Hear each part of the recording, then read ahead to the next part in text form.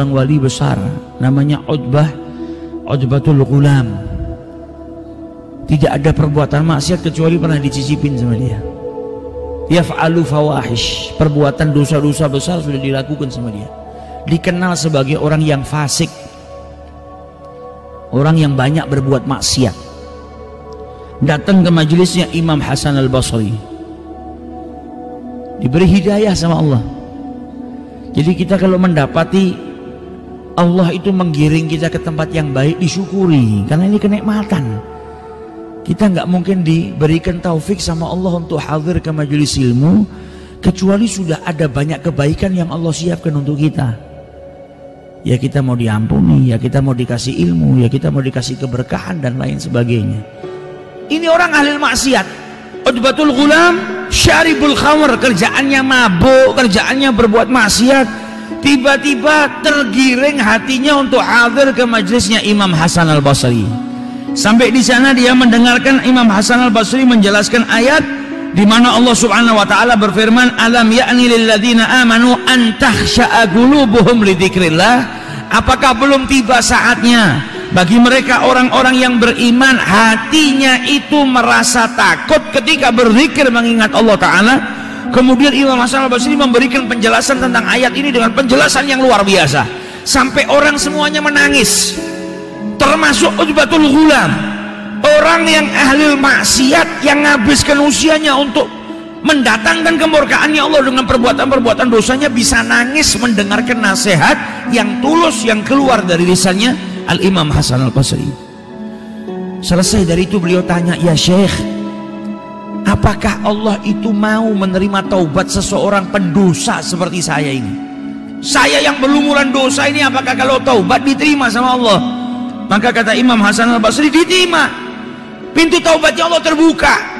Gak seperti manusia. Manusia kalau kita berbuat salah sama orang, belum tentu kita minta maaf diterima. Kalau Allah pintu taubatnya terbuka. Kau punya dosa seperti apapun diampuni kalau kau betul-betul minta ampun kepada Allah. Sampai akhirnya dia ketika mendengar jawabannya Imam Hasan al-Basri jatuh pingsan. Bangun dari pingsannya, tanya lagi sama Imam Hasan al-Basri. Dia masih nggak percaya orang seperti dirinya kalau bertobat bisa diterima sama Allah Ta'ala. Saking apa? Saking tahu kalau perbuatan dosa yang dia lakukan tuh betul-betul banyak. Sampai dia ngira nggak ada taubat buat orang seperti dirinya. Tapi Imam Hasan al-Basri masih menjelaskan, diterima sebesar apapun dosamu. Kalau kau betul-betul bertobat kepada Allah Ta'ala, maka dosa-dosamu akan diampuni oleh Allah Subhanahu wa ta'ala. Sampai pingsan lagi. Ketika bangun lagi dia tanya lagi, dijawab lagi sama Imam Hasan al-Basri, diterima. Sampai akhirnya Utbatul Ghulam ini berdoa kepada Allah, "Ilahi, wahai Allah, wahai Tuhanku, in kunta qabilta taubati, kalau engkau menerima taubatku, wa ghafarta dhunubi, dan engkau ampuni dosa-dosaku, fa akrimni bil fahmi wal hifdhi, maka muliakanlah aku dengan pemahaman, mudah memahami dan mudah menghafal, hatta ahfadhu kullama sami'tu minal ilmi wal Qur'an, sehingga aku bisa memahami dan mudah menghafal ilmu dan Al-Qur'an yang aku dengar." Doa pertamanya diberikan kecerdasan, kalau dengar apapun cepat paham, kemudian cepat hafal. Doa yang kedua apa? "Ilahi, wahai Allah, wahai Tuhanku, akrimni bihusni saut, muliakan aku dengan suara yang merdu, hatta inna kullu man sami'a qiraati yazdadu riqqatan fi qalbihi wa in kana qasiyal qalb." Ya Rabb, muliakan aku supaya aku punya suara yang indah, sehingga setiap orang yang mendengar bacaanku bertambah kelembutan dalam hatinya, walaupun orang tersebut hatinya keras, hatinya kotor. Kemudian yang ketiga dia berdoa, "Ilahi akrimni birizqil halal." Ya Allah, muliakanlah aku, berikanlah aku rezeki yang halal, warzuqni min haitsu la ahtasib, dan berikanlah aku rezeki yang tidak terduga-duga. Dan doanya diijabahi sama Allah Ta'ala. Karena orang yang bertaubat itu berubah derajatnya dari orang yang dimurkai menjadi apa? Menjadi kekasihnya Allah Subhanahu wa ta'ala. Innallaha yuhibbut tawwabina wa yuhibbul mutatahhirin. Allah cinta, sayang kepada orang-orang yang banyak bertaubat, senantiasa bertaubat. Ketika orang bertobat, dia naik ke derajat dicintai sama Allah. Kalau sudah dicintai, doanya diijabahi sama Allah Ta'ala. Maka Utbatul Ghulam, ketiga doanya diijabahi oleh Allah Subhanahu wa Ta'ala. Fastajaballahu jami'u du'ahu hatta zada fahmahu wa hifdhuhu. Sampai akhirnya dia ditambahkan oleh Allah pemahamannya, daya hafalnya kuat, sehingga diriwayatkan wa kana idza qara'al Qur'an tabak kullaman sami'a qira'atih. Kalau baca Al-Qur'an, orang yang dengarkan bacaannya bertaubat kepada Allah Subhanahu wa Ta'ala. Saking merdunya suaranya sampai menusuk ke kalbu.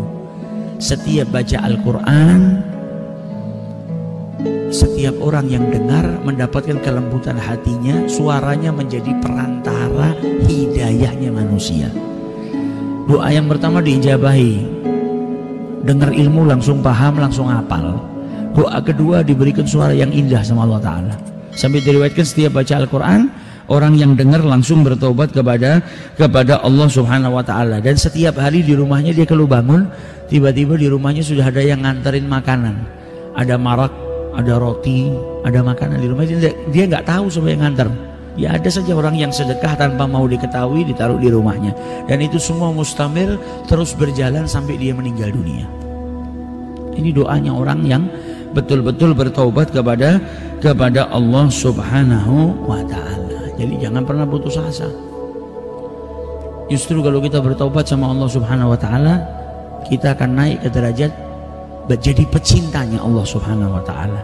Dan ketika ada ahli maksiat yang bertaubat, hati-hati, jangan kau hina, karena dia sudah berubah statusnya dari pendosa menjadi orang yang dicintai oleh Allah Subhanahu wa Ta'ala. Bisa jadi dirimu belum jadi pecintanya Allah, bisa jadi dirimu belum dicintai sama Allah, bisa jadi engkau belum jadi kekasihnya Allah. Tapi orang yang kau pandang rendah itu, karena dia bertobat, taubatnya diterima, dia jadi kekasihnya Allah Subhanahu wa Ta'ala. Maka jangan pernah rendahkan orang lain. Karena apa? Pintu taubat terbuka 24 jam. Dalam waktu detik saja orang itu kalau bertobat, taubatnya diterima oleh Allah Subhanahu wa Ta'ala, bisa berubah. Tidak ada yang mustahil.